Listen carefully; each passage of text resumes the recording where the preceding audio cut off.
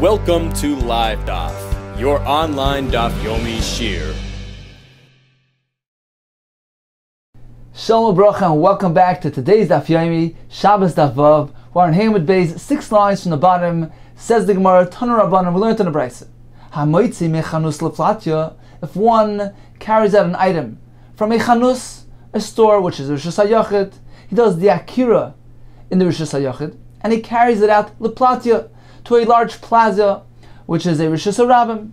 But what's unique about this case is that he did a derech stav. He carried through an area called stav, which is an area which contains these low benches where the merchants sit in front of their stores and converse and socialize.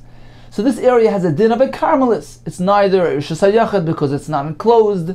It's not a Rishus HaRabim because it's not accessed by the general public. The general traffic doesn't pass through here.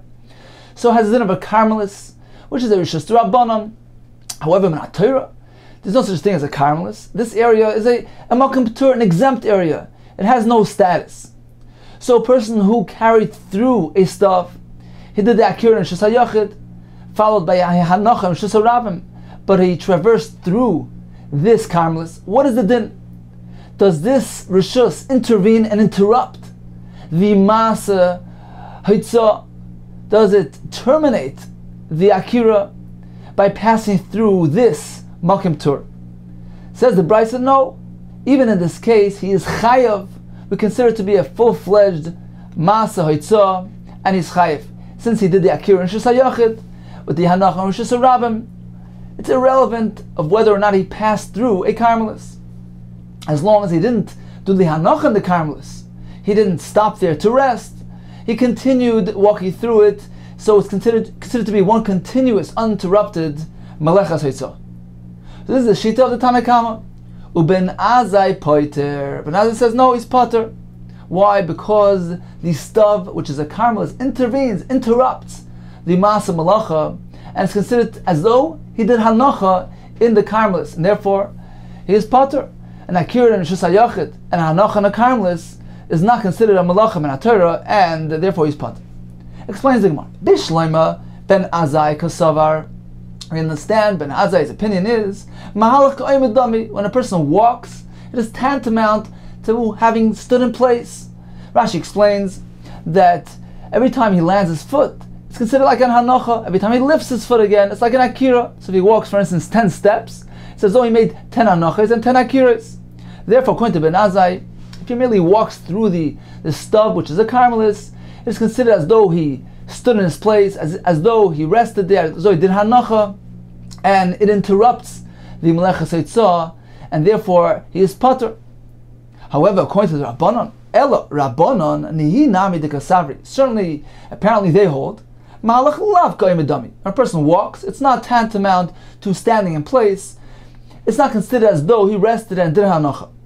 Therefore, it is not considered a hanacha and a Carmelis. However, says the Gemara, still in all, where do we find such a precedent for such a concept that when a person does an akira in Rishus HaYachid and hanacha in Rishus HaRabim, but the malacha is there's an intervention here. It became interrupted through this Carmelis, which min HaTorah is a Makom P'tur. Where do we find a precedent to this type of chiyuv? Perhaps Melechas Haitzah is only if it's a direct carrying a continuous malacha from Rishus HaYachid directly into Rishus HaRabim, or vice versa, without any intervention. Says the Gemara, El Rabbanan Hi Nami de Kasavri Mahalach Lav Ka'omed dami. Hey Chash Gachna Kai Gavna de Chayiv. Where do we find a precedent for this concept of Haitzah? Says the Gemara, Rav Safra, Amar Rav Ame, Amar Rav Yechon. I'll show you an example. I'll give you a precedent to this concept. Midi dehava. It can be compared to the following halacha. Midi dehava. It is equivalent to the case of ha'mavir chevet b'Rishus HaRabim. If one carries an item 4 amets in Rishus HaRabim, we know that carrying an item 4 amets in Rishus HaRabim is called the Melechas Ha'avara, which is a version of Melechas Haitzah. So if one carries an item past 4 amets, he does the akira in Rishus HaRabim, walks, let's say 10 amets in Rishus HaRabim. He's already passed the minimum shear of 4 amets required for Melechas Ha'avara in Rishus HaRabim. She's already at Amma number 10. Says the Gemara, Hasam, Lav Afal Gav. Even though the kama the nakik the azl. As long as he's continuously walking with this item, pater. He's still pater as long as he hasn't made a hanacha. Nevertheless, when he chooses to do so, ki manach lechayev, when he chooses to finally make the hanacha at Amr number 10, that makes him chayev. So although up until that point he was pater because he hasn't yet made a hanacha, nevertheless, once he chooses and decides to complete the malacha by resting the item on the ground, he is chayev. So we see this type of concept. Although in between the akira and the hanacha, there was a point in time which was considered to be pater, a time which was exempt, because he wasn't yet chayiv while he was walking through the Rishus Harab until he decided to put down the item. Nevertheless, this doesn't make a termination. This doesn't interrupt the malacha, and he is still chayiv. It's considered to be one continuous malacha, even though there was an aspect of exemption of tur that came in between. Says the Marachinami, Loishna, here too in our case, although there is the Carmelis, which is coming in between Akir and Anacha, which is a Makam Tur, nevertheless, this doesn't interfere with the Melechas Eitzah. We merely look at the Akira, which was in Rishus HaYachid, and followed by the Hanacha and Rishus HaRabim, and it's considered to be one continuous Malacha and Chayiv. Says the Gemara, how can you compare the two things? Midami, how do you compare the two things? It's not similar. Hasam, in that case, when he's carrying an item through Rishus HaRabim, and he's walking and walking until he gets to Amar number 10, number 20, Hasam kaleicha the manach le'makam chiyavu. It's his prerogative, it's his decision. If he decides, if he so chooses to rest the item anywhere after Amar number 4, Amar number 5, Amar number 6, he chooses to put down the item, he can be chayiv. So every one of those amas carries a potential chiyav. It's a makam chiyav. The definition of that makam is still a makam chiyav, even though he has chosen to wait with his hanacha. But that doesn't determine the definition of the makam. The makam is still a makam chiyav. It carries a potential chiyav if he so chooses to place the item on the floor. Therefore, it doesn't have the status of a makam tur, and it can't intervene into his malacha. It can't terminate the akira. It's considered to be one continuous ma'asa malacha, because he hasn't passed through an exempt rishus, a domain which is a makam tur, like over here in our case, hacha in our case, imanach lebestav makam turu.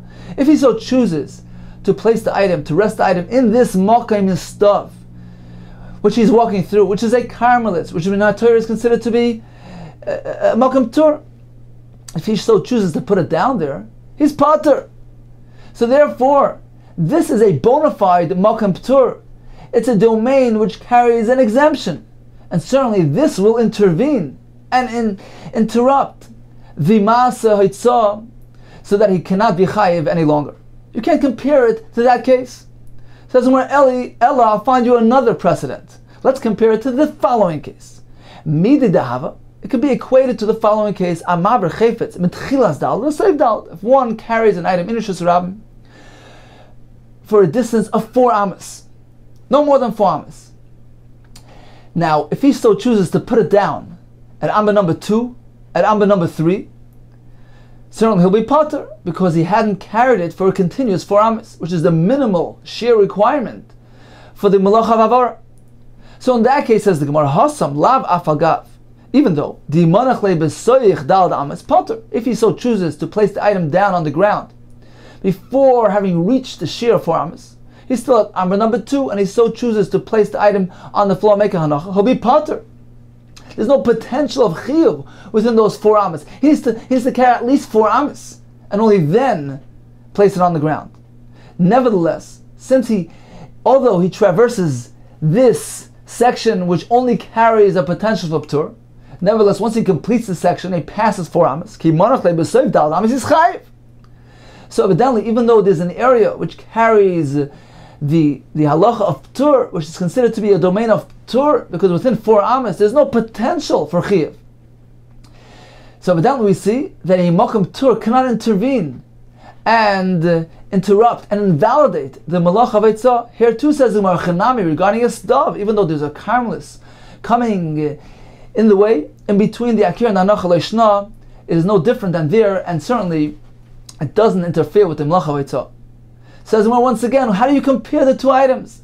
How do you compare the two cases? Midami. Hasam legabe the high gaver makam turu. You're right. With relation to this person, in regard to this person who's merely carrying the chayfetz for 4 amas, in regard to him, anywhere up to 4 amas is like a makam tur. If he places it down on the ground at amma number 2, amma number 3, he invalidates his masa itzah. But lekuli amma, with regard to everybody else, it is not so. Makam chiyavu. This area up until 4 amas is considered to be a makam chiyav for everybody else. For the person that's holding it already at amma number 5, he can certainly place it right here, and he'll be chayiv. So this area, even though for this person it's considered to be amma number 2 and is a makam ptur, but that doesn't define and determine the status of this place, because for everybody else, this place is certainly considered to be a makam chiyav. For example, for the other person who is already holding at amma number 5, he's at this point. But for him, it's already his 5th amma. For him, it's certainly considered to be a makam chiyav. So the place is not considered to be a makam tur for kuli amma, and therefore, it certainly can't be considered to be a makam tur for this person as well. Because the nature, the status of this makam is still makam chiyav. However, in our case, hacha, which is a karmelis, lekuli amma, makam tur for everybody. For the general public, it is also considered to be a makam tur. Therefore, since it's universally considered a makam tur, perhaps it does create an intervention and it nullifies his masa hitzah. So where do you find a precedent for this concept? That although his malachas hitzah was interrupted with a makam ptur, nevertheless it's considered to be a continuous masa hitzah and he could be chayv. Says the Gemara, Ella, I'll give you a different precedent for this halacha. Let's prove it from the following halacha. Midi dehava. Let's compare it to the following case. One carries an item out from the rishus hayachid out to the rishus harabim, but he traverses derech tzidei rishus harabim. He goes through an area called tzidei rishus harabim. Rashi describes this as being an area where the kaisel chatzar, the dividing wall, dividing the courtyard and the rishus harabim, collapsed. So in the place of the collapsed wall, that is considered to be tzidei rishus harabim. According to the Chachamim, that place is called a karmelis. Says the Gemara, Hasam over there, Lav afagav, the manachle. If this person who's traveling, who's carrying an item from the Rishus HaYachid through this area of Tzidei Rishus Harabim, which is a karmelis, out to the Rishus Harabim. Now, although, if he decides, if he so chooses, to make hanacha right there on the Tzidei Rishus Harabim, he'll be pater, because he did the akira in the Rishus HaYachid, and the hanacha on a karmelis.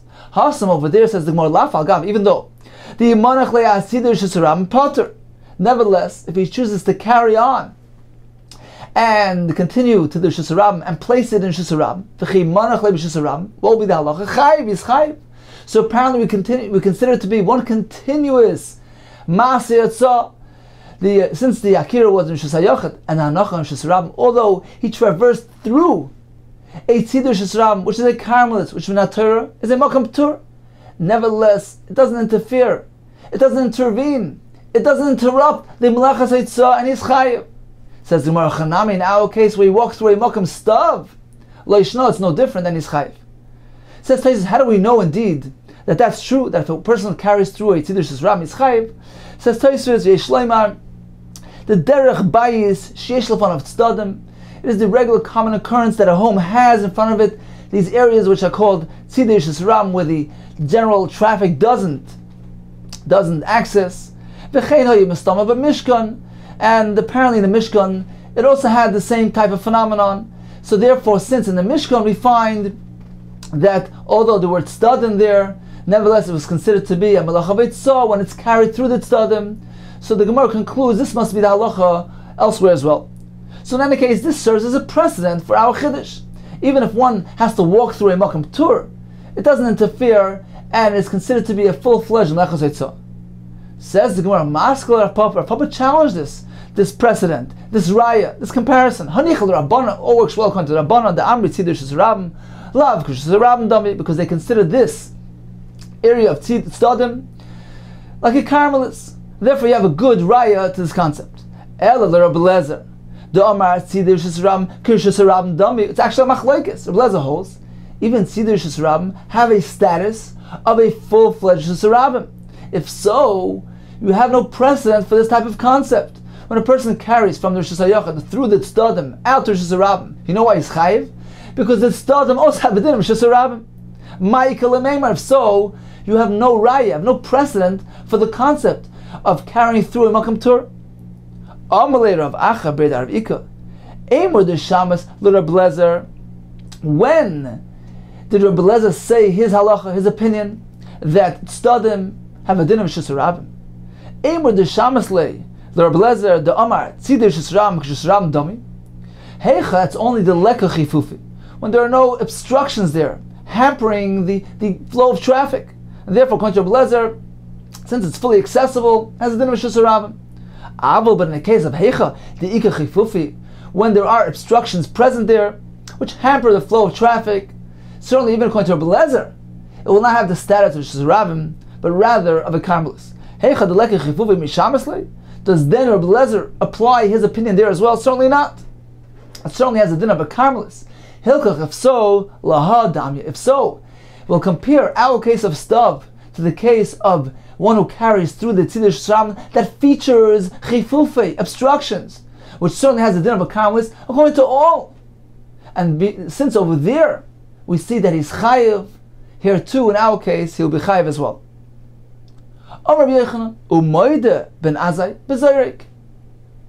Although we mentioned earlier that according to Ben Azai, if one walks through, he merely walks through a stav, the amida, the halicha is considered to be mahalach ka'omed. It's as though he rested the item there, and therefore it is hanacha and a karmelis, and he is potter. That's only because he walked. But if he should throw the item from the Rishus HaYachid to Rishus Rabbim through the airspace of a karmelis, certainly in that case there was no hanacha in the karmelis, and he's chayiv. Tani nami hachi. We learned a brisa. Similarly, hamoitzi mechanus leplatia. If one carries an item from mechanus, which is shayachid, out to the platia, which is a rabbin, derech stuff through the stuff, chayiv is chayiv. Because this is following the shita that chachamim who hold that merely walking does not constitute hanacha. Therefore, it's a continuous malach and is chayiv. Echad hamoitzi.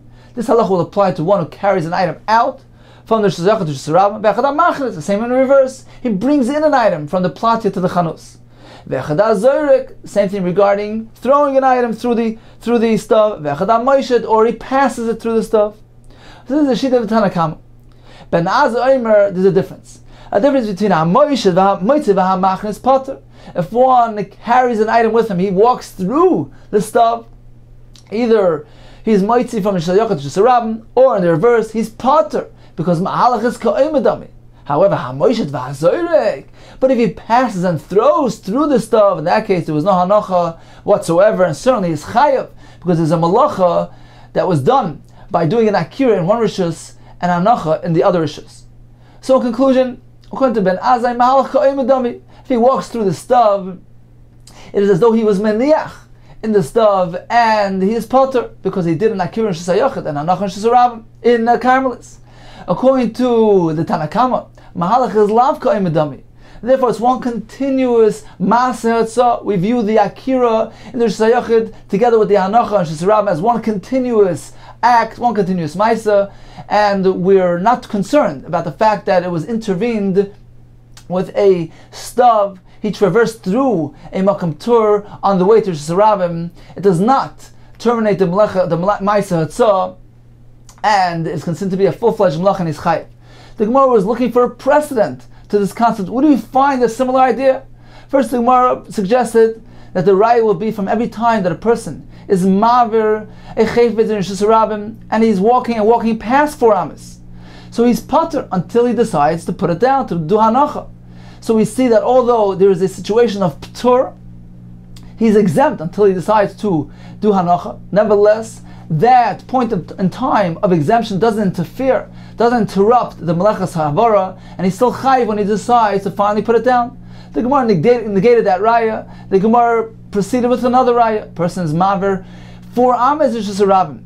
Within those 4 amas, if he chooses to lay the item on the floor, he'll be potter. It's a makam ptur. Therefore, we see that even if he walks through an area which is a makam ptur, it doesn't interrupt, it doesn't interfere with the melechas ha'avara. The Gemara negated that as well, and the Gemara brought a raya from the person who is maver through, he traverses through its Tzidei Rishus Harabim. The Gemara said it's speaking about perhaps a case where there are chifufe obstructions where, according to all shittas, it has the status of Tzidei Rishus Harabim. Nevertheless, we find that he is chayiv. Here too, in our case, although there's a makam tur in between the akira and the hanacha, nevertheless, we view it as one continuous, uninterrupted masa hoitzah, and he is chayiv. Continues the Gemara, Taner Rabbanim, we learned on the Brayse, Dalad Rishuyas l'Shabbos. There are 4 separate Rishuyas, there are 4 categories of domains regarding the Melecha of Hoitzah on Shabbos. Rishus HaYachid, Rishus HaRabim, V'Karmelis, U'Makim P'tur. As the Brayse will elaborate. Ve'ezi Rishus HaYachid, what is the definition of a Rishus HaYachid, a private domain? Says the Brayse, Charitz, a ditch. Shu Amak Yud, which is deep 10 tfachim, V'Rachav Dalad, and wide 4 tfachim. It is 4 by 4 with a depth of 10, since it's a self-contained area with the dimensions of 10 deep and 4 wide. That indeed is Rishus HaYachid. V'chein Geder, a stone wall, Shu Gavoya Yud, which is 10 tfachim high, V'Rachav Dalad, so the surface on top of the wall is 10 tfachim removed from the earth, from the ground, from Rishus Harabim, and it contains an area which is 4 by 4 tfachim. Zuhi Rishus HaYachid Gemur. This is considered to be a bona fide, complete Rishus HaYachid. Now, certainly a flat area, a flat surface, which is surrounded by bechitzas, by partitions, which are 10 tfachim high, and the surface has the dimensions of 4 by 4. Certainly, that is considered to be Rishus HaYachid. The Brayse chooses to focus on these 2 cases, which contain an added element of chiddush. They're somewhat of a novelty. Even a ditch down below or the top of a fence is also considered to be Rishus HaYachid. Now, why is the top of the fence considered to be Rishus HaYachid? Explains Rashi. We apply the concept of good achis, a good asik mechitzasa. We take these sides, we view the sides of the fence as if they continue upward, and they provide an enclosure on the area, on the surface, on top of the wall as well. So the top surface is viewed as though it is contained within mechitzas, and therefore it is a self-contained area which has a status of Rishus HaYachid. Reb Chaim Soloveitchik explains a little bit of a different explanation, that the point, the concept of Rishus HaYachid is that it's a self-contained area detached from the Rishus Harabim. The mechitzas surrounding Rishus HaYachid, they affect a detachment from the surrounding environment from the Rishus Harabim. Says Reb Chaim Brisker, just as a place which is contained, which is surrounded by mechitzas, is considered to be detached from Rishus Harabim, so too the surface area on top of a gather, on top of a stone wall, it's also considered to be Rishus Harabim because it's detached, it's elevated, a sheer of 10 tfachim off the ground. So, as a result of this significant detachment from Rishus Harabim, it also attains, this too acquires the status of a self-contained area of a Rishus HaYachid. Continues the Brayse, Ve'ezi Rishus Harabim. What is the definition of a public domain? Sratya, a highway, uplatya, a large plaza, uplatya gedola, umavois, amafaloshin, wide city streets that are open-ended and they're open. They attach to the highway or to the plaza. Zohi Rishus Harabim Gemura. This indeed is a bona fide, complete Rishus Harabim. What is the halacha? Ein moitzin Rishus HaYachid zu Rishus Harabim zu. One may not carry from this Rishus HaYachid to Rishus Harabim. Ve'im nachnisin Rishus Harabim zu Rishus HaYachid zu. One cannot bring in an item from this type of Rishus Harabim to this type of Rishus HaYachid. Ve'im moitzi ve'hichnis b'shoigeg chayav chatos b'meizid onish koris v'niskal. If he received no asra, no warning from Adam, then he gets koris. B'dei Shamayim, his days are shortened. Or if he receives asra from the witnesses, then he's liable for skila, to be put to death by stoning through Bezdin. So this in summary is the synopsis of Rishus HaYachid and Rishus Harabim. Continues the Brayse. What about a Carmelis? What about a Makam Tur? Aval, Yom, a sea, Ubika, an open area full of fields, Vistavanis, this area that has the low benches in front of these stores. Carmelis, the Gemara will explain what exactly is referenced with the word Carmelis. So all these are actually Carmelis. They are devoid of the status of Rishus HaYachid or the status of a full-fledged Rishus Harabim. As the Rambam explains, the word Carmelis is a spin-off of the word armala. An almana in Aramaic is called armalta. So Carmelis is like an almana who doesn't have the standard status of a woman. She's neither single prior to marriage nor is she married. So she's devoid of any of these common statuses. A Carmelis as well is devoid of any defined status. It's not a Rosh Hashanah, it's not a Rosh Hashanah. Why?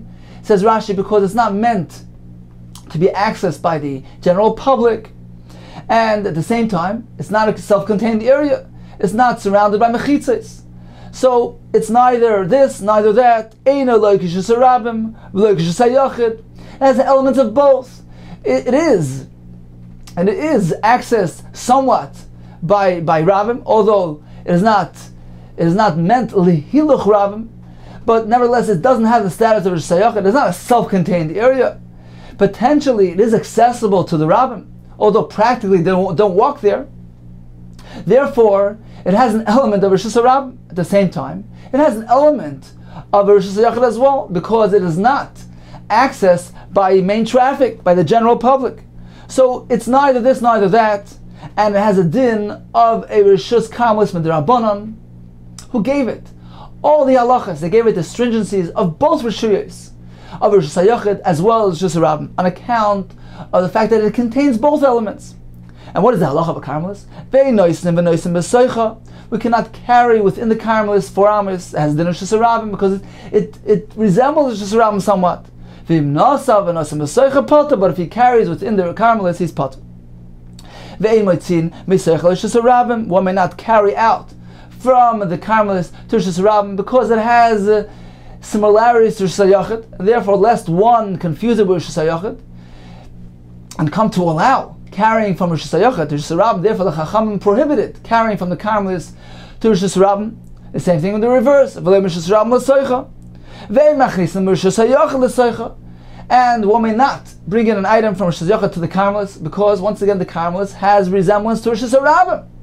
Therefore, lest one confuse the Rosh Hashanah and allow carrying from Rosh Hashanah to Rosh Hashanah, therefore the Chacham prohibited carrying from Rosh Hashanah to a Carmelis. The same thing in the reverse. One may not carry from the Carmelis to Rosh Hashanah because the Carmelis looks like Rosh Hashanah. But he's potter. Continues the Brisa. So we discussed Rosh Hashanah, we discussed Rosh Hashanah, we discussed Carmelis. What about Chatzei Rosh Hashanah? Communal courtyards, which are completely enclosed by mechitzos, they have a din of Rosh Hashanah. The same thing regarding the voice. These alleyways which are not open-ended, they're not attached, they don't lead into Rosh Hashanah. They are Einan Mefaloshim, they are enclosed on 3 sides, and the 4th side is indeed open to Rosh Hashanah, but since they're enclosed from all 3 sides, they have a din of Rosh Hashanah.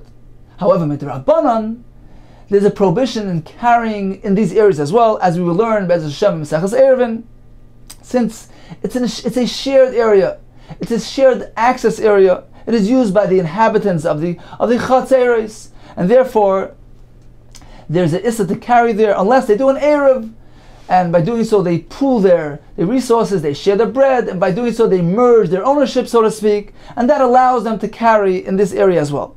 So the halacha is Irvu Mutar, if they do an Erev, then they're allowed. Lo Irvu, if they don't make the Erev, then they are prohibited, Asurim, but this is only an Issa D'Rabban, because technically speaking, these are enclosed areas which have the full status of Rosh Hashanah.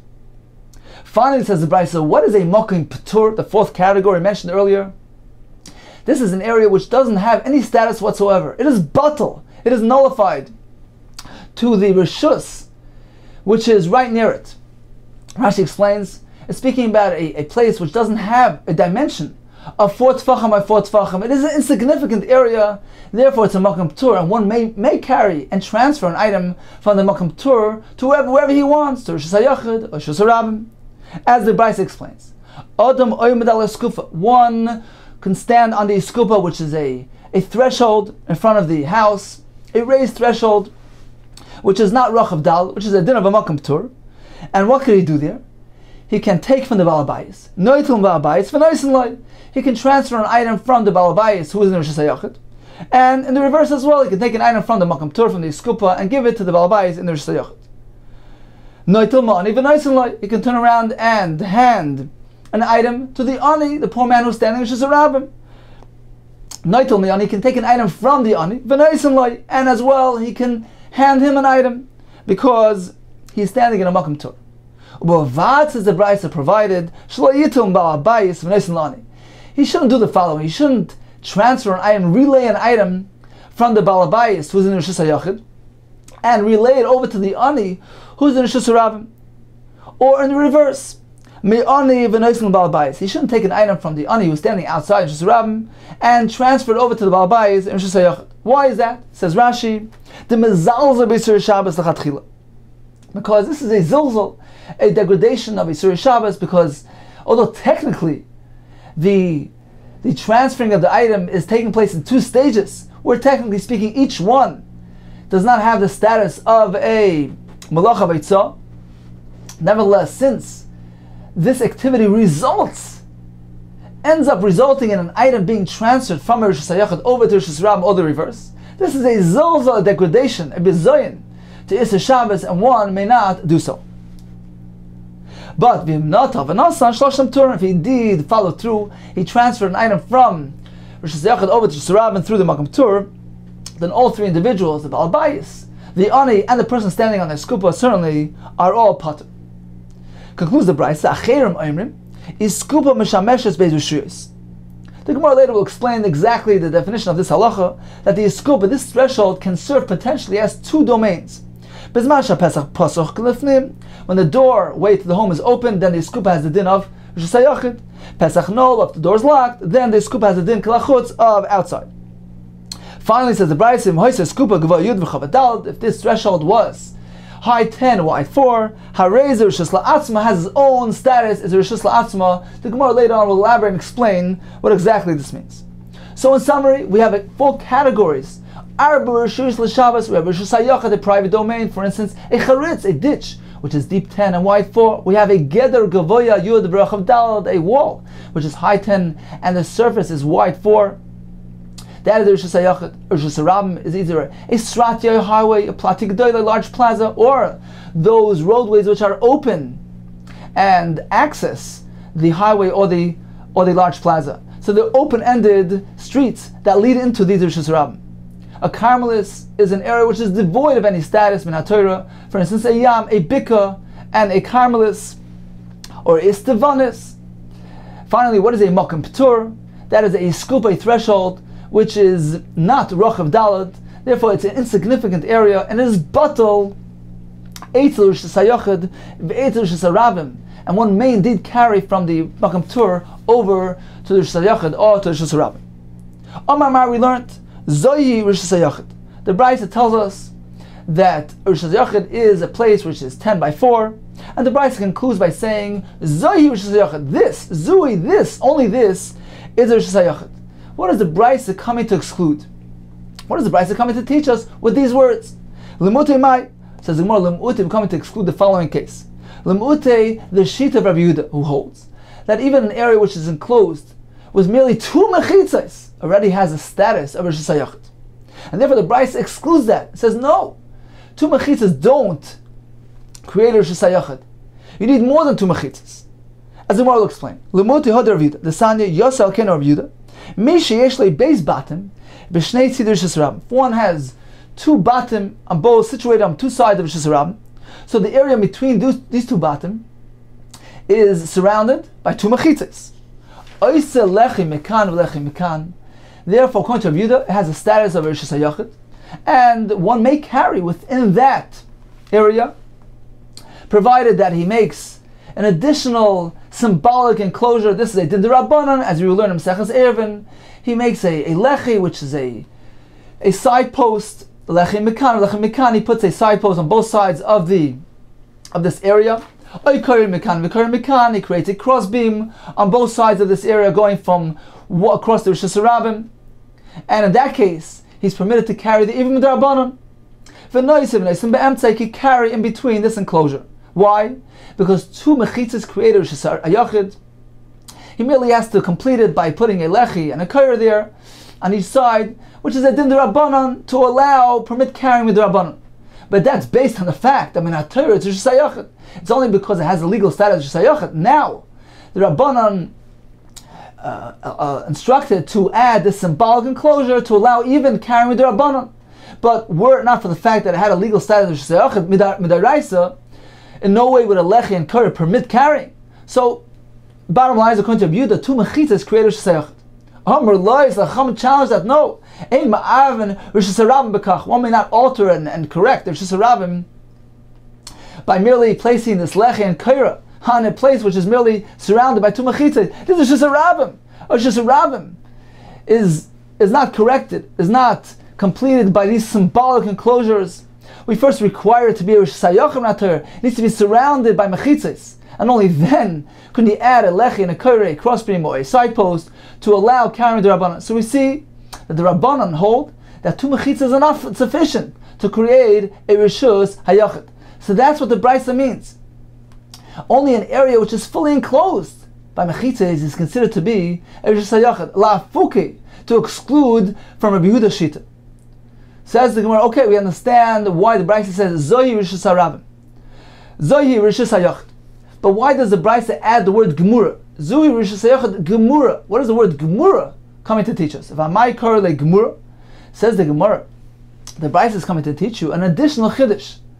Perhaps you would say that the Rabbanan only regard this area which is enclosed by two mechitzas, they regard it as a Rishus HaRabim only l'chumra, that they don't allow one to carry there. It's considered to be a Rishus HaRabim.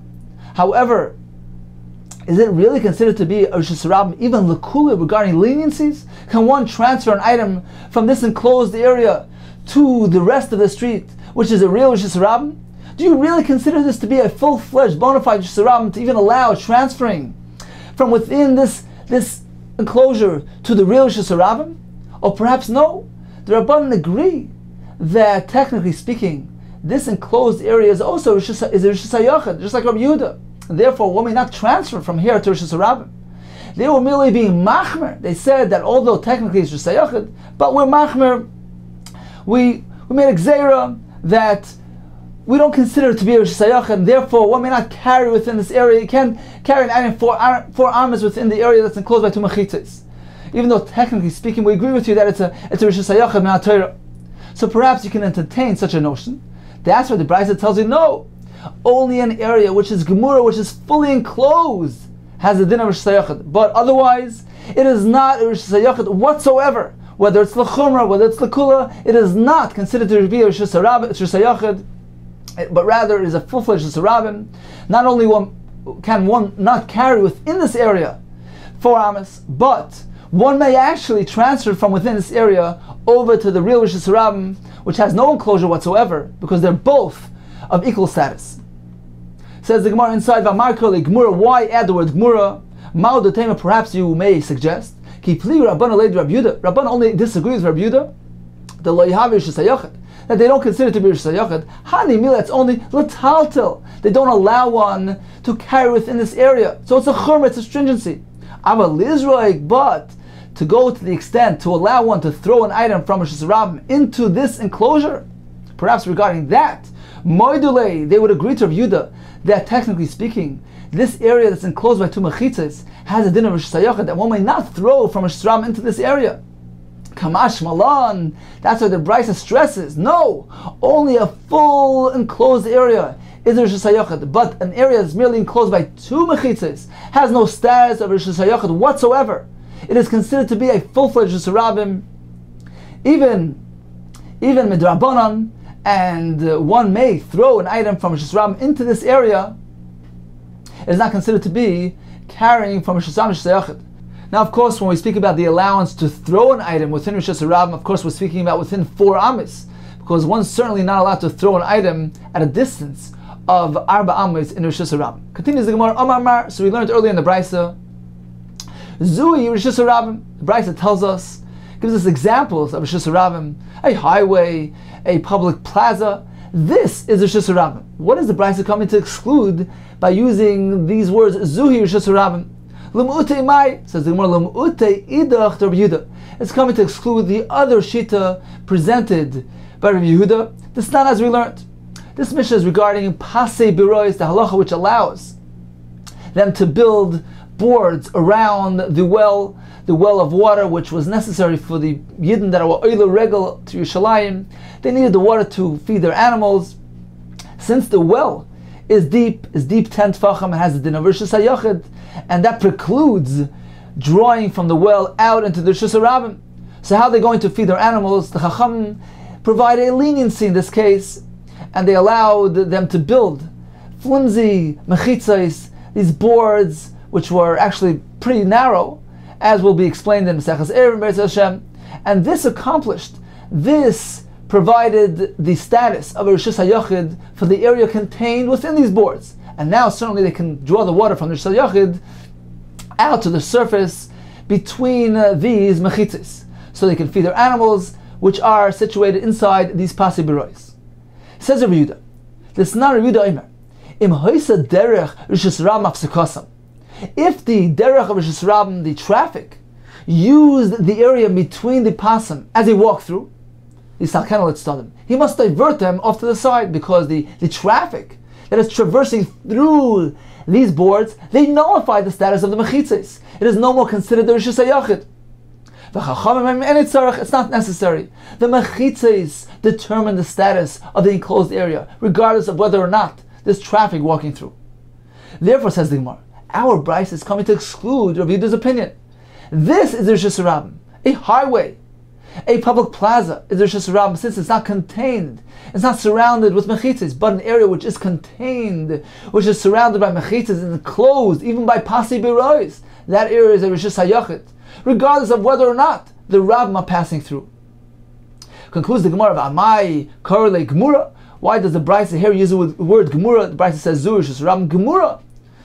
Says the Gemara, indeed, it's not really teaching us anything. It's only I did the Tana Reisha Gemura, since in the Reisha, describing Rishus HaYachid, there the Brisa found it necessary to add the word Gemura to teach us the halacha mentioned earlier. Therefore, Tanarami Seifa Gemura, and the Seifa as well, the Brisa uses this term. So in summary, the Brisa uses the word Zohi La'afuke from Rabbi Yehuda's halacha on two accounts. The Brisa is coming La'afuke from Rabbi Yehuda's shita regarding mechitzos Rishus HaYachid. Rabbi Yehuda holds when there are two mechitzos on two opposite sides of Rishus HaRabim, Rabbi Yehuda holds that constitutes Rishus HaYachid. Chacham say no, that is the Rishus HaRabim, unless it's surrounded by mechitzos.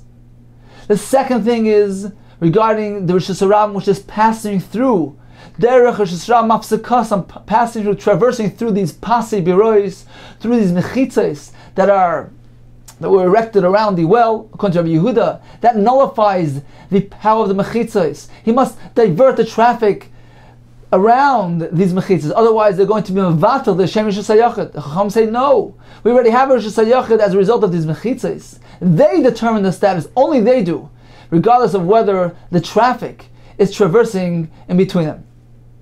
So apparently it seems that these two things are unrelated, but if you look a bit deeper, they're really based on a very similar concept. The Brisa is telling us, La Fuke Lim'uti Rabbi Yehuda. We don't follow Shittas Rabbi Yehuda. Rabbi Yehuda holds that even two mechitzos create a Rishus HaYachid. Why? Because according to Rabbi Yehuda, what is the definition of Rishus HaYachid? It is an enclosed area, is an area which the mechitzos divert the Rabbim from there. It is detached from the traffic by way of mechitzos. Therefore, according to Rabbi Yehuda, if the Rabbim walk through the mechitzos, there's no mechitzos. They nullify the power of the mechitzos, since the mechitzos are not accomplishing anything. They're not keeping away the traffic. So this area is not detached from the traffic any longer, and therefore it's not a Rishus HaYachid. Similarly, Rabbi Yehuda holds only two mechitzos are required to create a Rishus HaYachid, because even two mechitzos already accomplish a diversion of the traffic. It is not anymore an open flow of traffic. The two mechitzos on both sides divert. They direct the traffic in a specific direction. Therefore, it is not considered to be an ordinary, open-ended, open flow of traffic. It doesn't have the status of a Rishus HaRabim any longer. An area enclosed by two mechitzos is already considered to be detached from the ordinary walkway of Rishus HaRabim, and it has a din of Rishus HaYachid. The Rabbanan, on the other hand, hold no. Rishus HaYachid is only created through the mechitzos that create a fully enclosed area, a fully detached area. It is not on account of the fact that they divert the traffic. It is because the mechitzos create a containment, which constitutes the Rishus HaYachid. Therefore, according to the Chachamim, once you have that containment, it's irrelevant of whether or not the traffic is coming through. The mechitzos create the contained area. Similarly, according to Rabbanan, 2 mechitzos are not sufficient to create a Rishus HaYachid. You need a fully enclosed area, because it's the mechitzos that will create the Rishus HaYachid, not merely through diversion of traffic. Continues the Gemara. V'lichshav nami midbar. The Brisa tells us that a highway, a plaza, that's a Rishus HaRabim. What about a wilderness? Why doesn't the Mishnah list that as well? The Tanya learned on the Brisa, Ezi Rishus HaRabim, Stratya, the highway, Platya, the plaza, Gedoyla, Umavoyis and Faloshin. V'hamidbar. So we see a midbar as well is a Rishus HaRabim. Says the Gemara, it depends at what point in history. Amar Abaye. Like Kasha, it's not difficult. Come, Bezman Yisrael, Shurim b'midbar. The Brisa, which considers a midbar, Rishus HaRabim, is when Klal Yisrael were present in the midbar. So the midbar was populated, it was traveled, therefore it had a din of Rishus HaRabim. However, our Brisa, Kan Bizman Hazmeh, nowadays, where the travelers through the wilderness are few and far in between, and therefore is not considered to be a Rishus HaRabim. Tosfos points out that it appears somewhat from our Gemara that there is a condition for Rishus HaRabim, that there should be Shishim Ribuy, 600,000 people present there, just as was in the Midbar when Klal Yisrael were there. The Rishonim point out, Rashi and Erevin points out, that Rishus HaRabim needs to be 16 amas wide, as well as containing access to 600,000 people. So in Halakha it's actually a controversy whether indeed this is a precondition, whether Shishim Ribuy is a precondition to constituting a Rishus HaRabim. The Mishnah Berurah brings a whole list of shittos, and it's a machlokes whether or not it is a necessity to determine the status of Rishus HaRabim. Continues the Gemara, Amar. So we learned earlier regarding Rishus HaYachid, Rishus HaRabim, Im Hoitzi V'Ichnis, B'Shoigeg, if you did it B'Shoigeg, Chayav Chatos, B'Mezid, if you did it deliberately, Onish Kares, V'Niskal. Says the Gemara, what is the Chiddush here? Why does the Brisa need to be so explicit regarding the consequence, regarding the Einshim? We know that already from elsewhere. B'Shoigeg, Chayav Chatos, Pshita. Says the Gemara, B'Mezid, Onish Kares, V'Niskal Tzrichle. Indeed, the Brisa doesn't need to inform you regarding Chatos. We know that from elsewhere. However, the Brisa is coming to teach you a Chiddush, that B'Mezid, Onish Kares, V'Niskal Tzrichle. The Brisa is informing you that regarding Melechas Eitzah, if it's done B'Mezid, the consequence is Kares or Skila.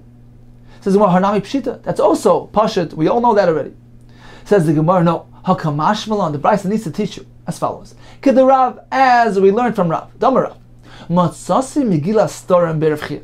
Rav says, I found a hidden scroll by Rav Chia. Rashi explains that we know there is an Isser, a prohibition to record in writing the Torah Sheba'al Peh. This went on until the time of Rebbe, who suspended this Isser on concern of the fact that the Torah will be forgotten. So when there was still the prohibition in place, nevertheless, Rashi explains when there was a new halacha relating to the Beis Medrash, and there was a concern that the halacha will be forgotten. So some would go ahead and record this halacha and not disseminate it in public, but keep it private so that they can refer to it to refresh their memory, so it wouldn't be forgotten. So Rav says, I found one of these scrolls. Matzase Megillas Storim B'Rav Chia. What did it say? V'kosaba Isi ben Yehuda Omer Avos Malachos Mem Chasor Achas. Indeed, there are 39 Avos Malachos Ve'nechai V'lachas. However, if one transgresses all his malachos, the consequence is only one chiyuv on all of them. Rashi says, apparently, at this point in the Gemara, there is only one Isser on Shabbos. To refrain from malacha on Shabbos is considered to be one entity, one guf avera, regardless of how many different types of malachas he did. Says Gemara, is that true, Aini? That there is only one chiv on all of them? Vatnan, haven't we learned in the Mishnah? Avis malachas, how many are there? Mem chasor achas, 39, 40 minus 1. We asked the kasha. Minyan alamli, why does the Mishnah need to give us a number? Mishnah already lists us all the malachas, Chayrish and Zareya. Let's make the number, let's make the calculation on our own. Why does the Mishnah need to give us the tally? Says the Gemara of Rabbi Yochanan, it is actually a chiddush that the Mishnah is informing us. Shem asan kulan behelam echas. If he committed all these malachas, he did all these averos behelam echas, even with one memory lapse, he forgot that all of them are Asr on Shabbos, and he transgressed all of them with one Helen. Nevertheless, they are separate entities which result in separate consequences. Therefore, the Mishnah needs to go and list us the different malachas and tell us as well the tally. These equal 39, indicating there are 39 separate malachas which carry a separate einish, each one independently. So apparently the halacha is that each one carries a separate einish. So you can't say that they're all fused into one and there's only one einish on all. Ella Ema, you must say that what is the interpretation of this Megillah Starim? There's one of them, we're not sure which one, but there's one of the malachas which don't carry a einish when it is done b'mezid. Therefore, says the Gemara, that explains why our brisa on Amar Aleph needs to tell us that regarding the malacha of haitzah, of carrying, certainly it carries all the consequences. B'shagig there's a chatos, b'mezid there's karis or skila. V'kamashman, it's coming to teach us, this halacha of haitzah is mahanach loy mesapkan, is one of those where there is no suffix, there's no uncertainty regarding this malacha, as opposed to the other malachas where somewhere in between there's a malacha which doesn't carry the einish of karis or skila by mezid. However, our malacha of haitzah certainly carries that consequence. Says the Gemara Amar, so we learned in the Brisa what constitutes a carmelis. Aval yam, a sea, ubika, an open area with fields, v'istavanis, the area with the benches, v'carmelis. The Gemara later will explain what that means. So these are einon, like Rishus HaYachid, but like Rishus HaRabim. They're neither Rishus HaYachid, Rishus HaRabim. They have a din of a carmelis, which is a Rishus HaRabbanim. Says the Gemara, that's so, ubika. A open area with fields, einon, like Rishus HaRabim, like Rishus HaYachid, like Rishus HaRabim. Is that so? But Tanan, haven't we learned in a Mishnah in Maseches Taharos as follows: Habika, an open area with fields, b'maisa chama, in the summertime, Rishus HaYachid the Shabbos. There's not much traffic transversing through that, and therefore it has a din of Rishus HaYachid, a private domain regarding the Malacha Haitzah on Shabbos. However, regarding Tumah, it has a din of Rishus HaRabim. Rishus HaRabim with Tumah. What does this mean? Rashi explains that halacha is when we have a suffix, an uncertainty regarding Tumah. So it depends where it took place. If he's uncertain whether he became Tameh in Rishus HaYachid, the halacha is that he's Tameh. If it happened in Rishus HaRabim, then he is Tar. We learn it from the halacha of Saita, where a woman strays from her husband. There's a suffix whether she became Tameh. So halacha is if it took place in a secluded area, then we say that misafek, she's Tameh, she needs to drink the Mei Saita to clear herself. So we learn from there, that is the source of this halacha, that a suffix Tumah in Rishus HaYachid has a din of Tameh, but if it took place in an open area, which is unlike the case of Saita, Saita was in a secluded area, but if it's an open area, then the halacha is that a suffix Tumah is Tar. It says the Gemara, a field, a bika, which contains fields.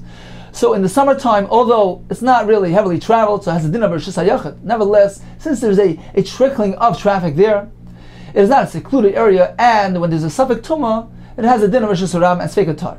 However, Moisak Shamim, in the winter time when there's freshly seeded seeds, people completely avoid this area, and therefore has a full-fledged din of Rishus HaYachid for both lekach or lekach. Regarding Shabbos and Tumah, has din of Rishus HaYachid. Says the Gemara, apparently a bika is not a carmelis. The Mishnah calls it a Rishus HaYachid. So we'll have two terutzim. Amar Ula, lo ilam carmelis havi. Certainly it's a din of a carmelis. If so, why does the Mishnah call it Rishus HaYachid? It's only in relative Rishus HaRabim. V'amai kol Rishus HaYachid lefi she'ein Rishus HaRabim. In relative to Rishus HaRabim, it's not Rishus HaRabim. Therefore, the Mishnah is contrasting it. It's not a Rishus HaRabim, therefore it's Rishus HaYachid. But certainly, technically speaking, it's not a Rishus HaYachid as well either. It actually is a carmelis. Rav Ashi says another territory. Rashi Amar. It depends what type of bika. Our brisa earlier is speaking about a bika which is not enclosed. It's not surrounded by mechitzes. Therefore, it's a carmelis. However, that Mishnah is speaking about a bika which is an enclosed area. Could go in the Islam mechitzes. If so, why is it not a Rishus HaYachid? Explains the Gemara. Karfef. This is a large enclosed area, Yosim Beisasayim, which is greater than an area of 2 sa. Area of a sa, a base sa means an area 50 by 50 amma. So a sayim is double that area, 50 by 100. So an area which is greater than that, which wasn't enclosed for residential purposes, it wasn't attached to a dwelling. In that case, even when it's very big, if one should take an item from Rosh Hashanah and throw it into this enclosure, certainly he's chayiv. This is an enclosed area which has a status of Rosh Hashanah in HaTorah. However, says the Gemara, although min HaTorah to Rosh Hashanah, my time of machitzahi, ela shemechoseres diyurim, it's lacking dwelling. Therefore, the Rabbanan deemed it like a Carmelis to a certain extent, since it resembles a Rosh Hashanah. It's a large area where there's no inhabitants present. It looks a bit like a Rosh Hashanah. Therefore, the Chachamim did not allow one to carry through this area. You can't carry 4 amas just like a Rosh Hashanah. If so, says Rav Ashi, this indeed is what is being described in the Mishnah and Taris. This indeed is a Rosh Hashanah because it's completely encircled and enclosed with mechitzos. So now in summary, the Mishnah and Taris refers to this place using 2 descriptions which seem somewhat contradictory. It uses the term bika, which implies an open, unenclosed area. It also refers to it as a Rosh Hashanah, which seems to imply that it's an enclosed area. So we have 2 interpretations of this Mishnah. Ula says, let's focus on the word bika. It's an open area. It's unenclosed. It's an open area of fields which have the status of a Carmelis. Why then does the Mishnah refer to it as Rosh Hashanah? It requires reinterpretation. The Mishnah doesn't mean Rosh Hashanah. Rather, the Mishnah is merely contrasting it with Rosh Hashanah. It's not a Rosh Hashanah. Therefore, it's referred to as Rosh Hashanah. But technically speaking, it's really a Carmelis. Rav Ashi chooses to focus on the words Rosh Hashanah. He says that's the accurate description. And evidently we're speaking about a karfif shluk of ladira, an enclosed area. But since it was intended not for residential purposes, it is compared to a bika, an open area. So we need to reinterpret the word bika. Technically speaking, it's really Rosh Hashanah, an enclosed area. But it's merely compared to a bika in a certain realm, being that the Chacham gave it a din of a Carmelis on account of the fact that it's not Ladira. But technically speaking, let's focus on the word Rosh Hashanah and reinterpret the word bika. So Ula focuses on the word bika, and Rav Ashi focuses on the word Rosh Hashanah. Says the Gemara, Bishleim Rav Ashi. Now we understand why Rav Ashi why he didn't follow Ula's interpretation, because he chose to focus on the word Rosh Hashanah, which denote an enclosed area. Ella Ula my timer shmaite. Why indeed did Ula not interpret the Mishnah in accordance with his shita, with his ruling? Who was the one who taught us this halacha about a kafif? It was actually the name Ula, the name of Rabbi Yochanan. So why did Ula not choose to interpret the Mishnah in the same way as Rav Ashi? Amar Lach, so Ula counters and says, Idi Islam mechitzos. If you maintain that we're speaking about a place that's enclosed with mechitzos, bika karla. Why does the Mishnah refer to it as a bika? Karfif, it should have said a karfif. Bika denotes an open, unenclosed area. Therefore, I prefer my route. Let's focus on bika and reinterpret the word Rosh Hashanah. Rav Ashi says, no, Rosh Hashanah tani. Let's focus on the word Rosh Hashanah, which denotes an enclosed area, an area which is surrounded by mechitzos. I must be speaking about a karfif which is surrounded by mechitzos. However, the word bika, we need to reinterpret that word. So, in conclusion, it doesn't seem to be any machlekes and halacha here. It's just simply a question of how to interpret the Mishnah and Taris. But certainly, a bika which is open, which is a place open without any mechitzos, as described in our brisa on Daf Vav Amud Aleph, certainly all agree it has a din of a Carmelis, which is neither Rosh Hashanah nor Rosh Hashanah.